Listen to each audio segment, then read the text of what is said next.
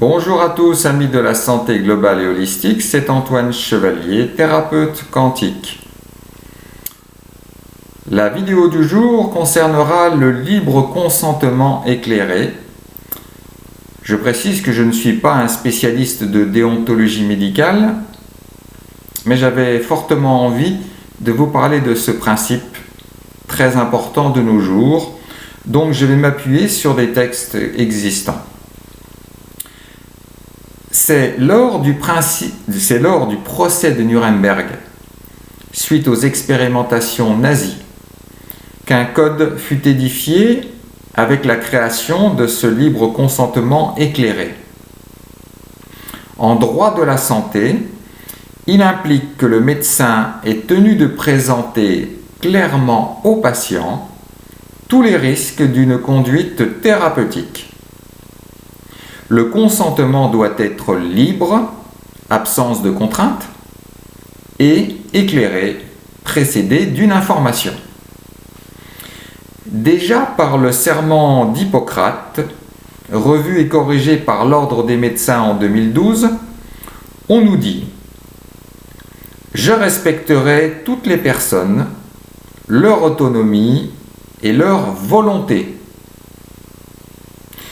J'informerai les patients des décisions envisagées, de leurs raisons et de leurs conséquences.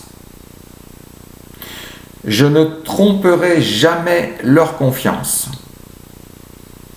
Je ne me laisserai pas influencer par la soif du gain ou la recherche de gloire. Je préserverai l'indépendance nécessaire à l'accomplissement de ma mission. » Ensuite, dans la Déclaration de Genève de 1948, révisée en octobre 2017, il est dit « Je considérerai la santé et le bien-être de mon patient comme ma priorité. Je n'utiliserai pas mes connaissances médicales pour enfreindre les droits humains et les libertés civiques, même sous la contrainte. Je ne permettrai pas que des considérations d'âge, de maladie, etc. ou tout autre facteur s'interposent entre mon devoir et mon patient. » Enfin, en 2005, l'UNESCO adopte la Déclaration universelle sur la bioéthique et les droits de l'homme. On y apprend que toute intervention médicale préventive ne doit être effectuée qu'avec le consentement préalable, libre et éclairé de la personne concernée, et fondée sur des informations suffisantes.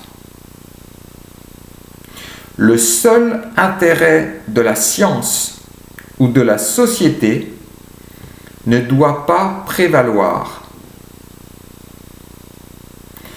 À la vue de ces textes de portée générale et ou internationale, un certain nombre de pratiques, de décisions sont en totale opposition avec les principes énoncés. Restriction ou interdiction de prescrire aux médecins. Financement d'études cliniques de professionnels de santé par l'industrie pharmaceutique. Obligation vaccinale, pour n'en citer que 3.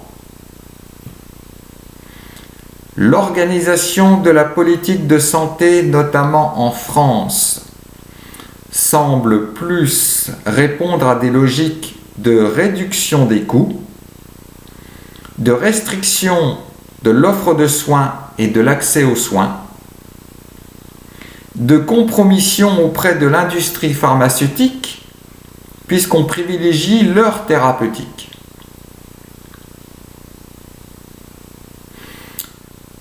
Et là, tout dernièrement, on nous dit plus ou moins clairement qu'il n'y aura pas de retour à la normale sans la vaccination contre ce virus. les médecins qui ont été aux décisions depuis plus de 50 ans. Vos pères doivent se retourner dans leur tombe, car vous agissez en violant les principes qui ont construit la médecine avec un grand M et son histoire. Celle qui est au service des patients, des malades, et non pas qui cautionne le business des multinationales du médicament. Et comme on dit en anglais, shame on you. On voit bien que l'obligation vaccinale est contraire à l'éthique médicale et aux principes énoncés. Attendons les décisions concernant le vaccin contre le virus du Covid-19 pour voir si encore il bafoue le libre consentement éclairé. Nous pourrons alors refuser ce vaccin si nous n'en voulons pas, au nom de ce principe.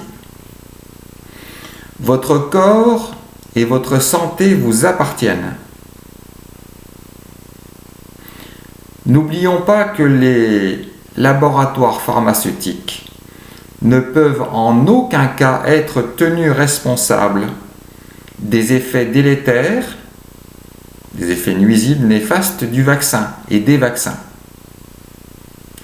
Cela devrait nous rendre très critiques de savoir que ceux qui souhaitent produire des vaccins ne seront jamais inquiétés par les conséquences de ceux-ci. Prenez bien soin de vous. Namasté à tous.